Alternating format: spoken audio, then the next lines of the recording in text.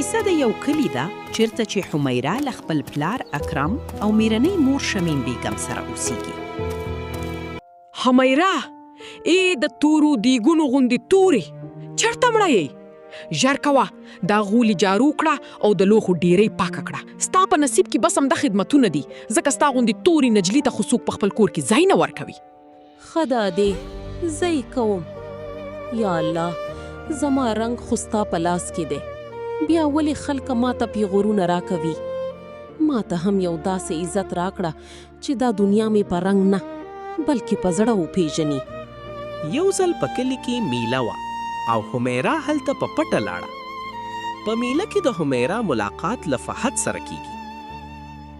بخښنه غواړم، آیا تاسو د دې کلي یاست؟ ما مخکې دلته نه ولیدلې. او جی خو زه باید لاړ شم، که کور کې خبر شول نو بده به شي. مه ویرېږه، ما ته ستا په سترګو کې یو عجیب سکون او حیا ښکاري. زما نام فهد دی. بشي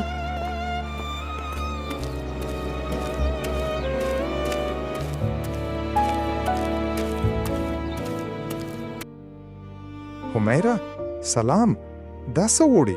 سلام، سبزي ده کور ته یې وړم. حمیره زه ستا د رنګ په اړه فکر نه کوم.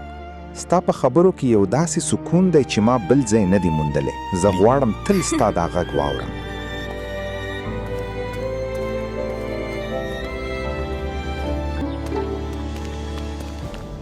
دا ما سبزي لرا لګلې وو او دا دلته عشقونه کوي.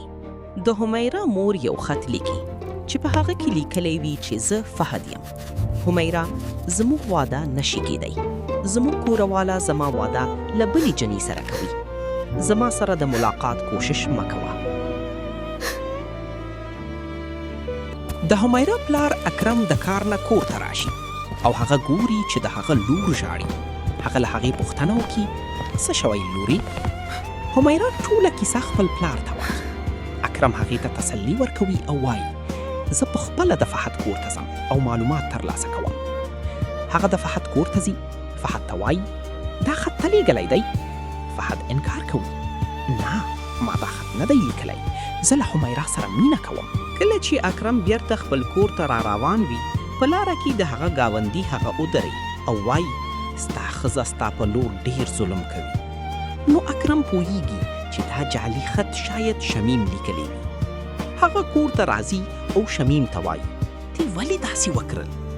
شمیم وایي زما نه ډیره لویه تېروتنه شوې ده، ما وبخښه، آینده به داسې ونه کړم. اکرم خپلې لور واده له فهد سره کوي او دواړه په خوشحالي ژوند تیروي.